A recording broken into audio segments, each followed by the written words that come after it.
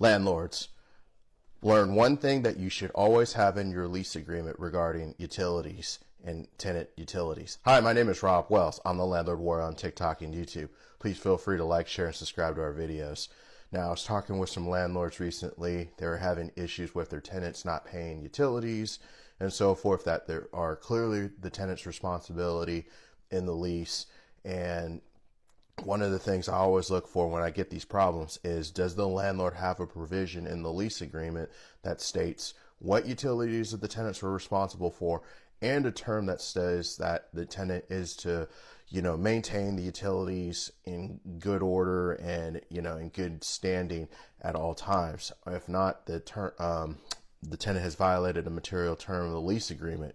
Well, I'm always looking for that term, because if the tenants fail to maintain their utility accounts as required by the lease, that could be a material violation of the lease, which would subject the tenant to a 3-day notice to perform covenants or vacate the premises. Okay, let me give you an example.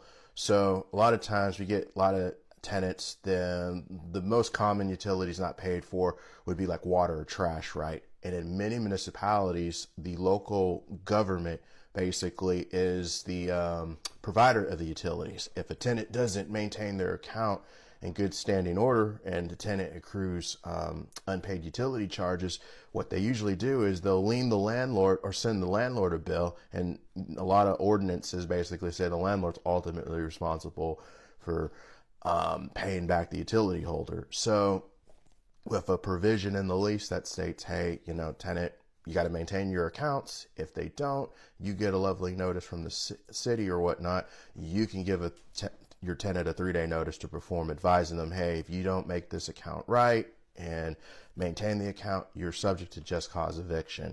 At least under state law and under a lot of municipal codes, if they have an eviction control ordinance, violating a material term of the lease agreement is cause.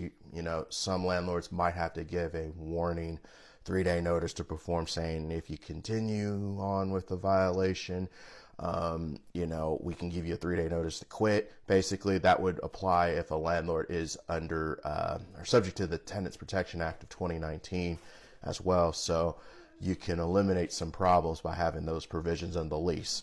Landlords, if you have this situation and you need help in the Northern California area, feel free to reach out. We might be able to help out. Put your comments, questions down below. Stay tuned for the next tip I have regarding utilities in the next video. Talk to you then. See ya.